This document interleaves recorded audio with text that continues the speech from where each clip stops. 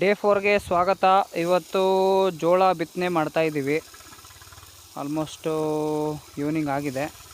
ಇವಾಗ ಸ್ಟಾರ್ಟ್ ಮಾಡಿದ್ದೀವಿ, ಯಾಕಂದ್ರೆ ಮತ್ತೆ ನೀರು ಬಿಡಬೇಕಲ್ಲ, ಹಾಗಾಗಿ ಮಾಡಿದ್ದೀವಿ. ಒಂದು 20 kg ತೊಗೊಂಡು ಬಂದಿದ್ದೀನಿ.